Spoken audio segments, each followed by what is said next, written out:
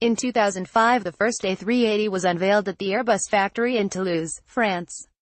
This is the first time an A380 took to the skies. The aircraft's maiden flight was on April 27, 2005 in Toulouse. Cold weather testing of the A380. Anyone else feel the desire to Photoshop some in a teaser or maybe a snow speeder or two in there? 4 A380 prototypes on a test flight in 2006. A BA A380 flies in formation with the RAF red arrows. A naked A380 takes to the sky. An evacuation test using just 8 of the A380's emergency slides. Employees work on the interior fuselage section of an Airbus A380 aircraft during assembly at the company's factory in Hamburg, Germany, on Thursday, Sept.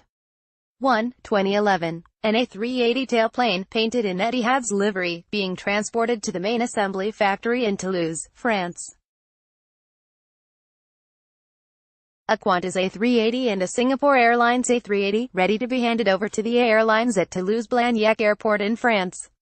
Airbus booth at the 2017 Paris Air Show is a good illustration of the A380's size.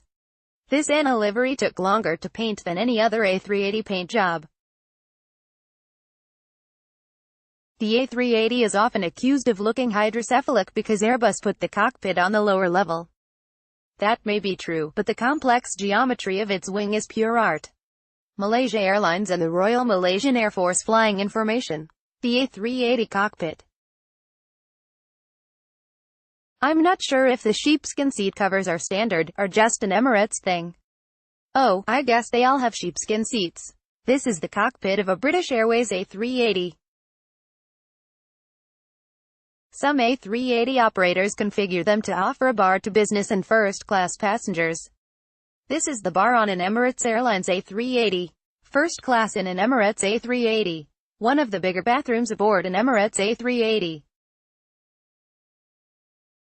No, this isn't a shot of someone's quarters on NCC 1701D, it's as a promo shot of Singapore Airlines' new first-class suite.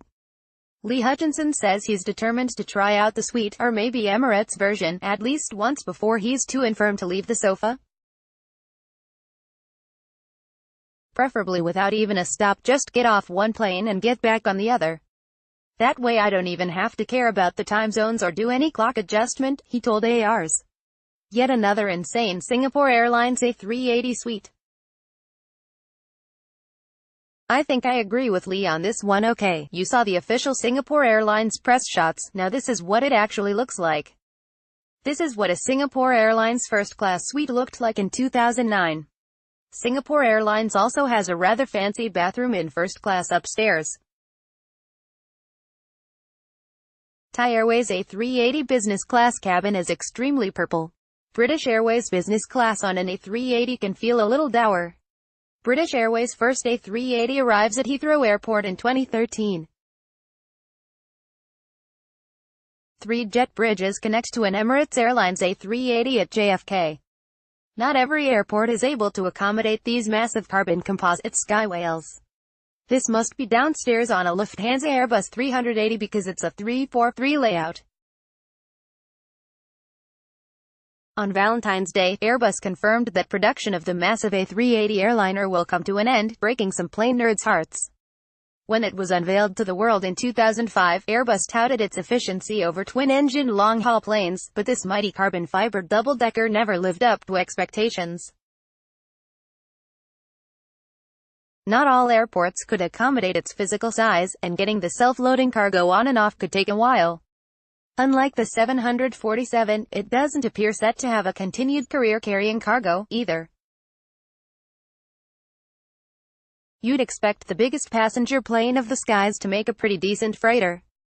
But there's no folding nose variant, so you can't take full advantage of its commodious interior to carry really big stuff.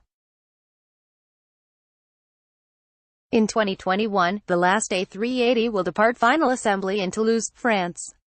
By then, more than 300 of these carbon composite sky whales should have been delivered, and so we expect they'll remain a regular sight at airports they already service. The Airbus Super Jumbo never really captured the public's heart the way the 747 has, and there's no denying the decision to put the cockpit on the lower deck gives the plane a hydrocephalic appearance. But the complex curvature of the wing is a thing of beauty, and it's always wonderful to see something so large land so gracefully.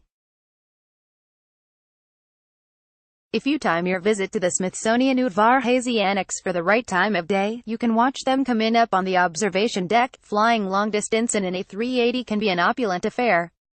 Both Singapore Airlines and Emirates have private first-class suites on board, and the flying bar, first seen on the original jumbo jet, has made something of a comeback, too. The promo shots have a certain air of crew quarters on NCC 1701D, although you'll see from the gallery, or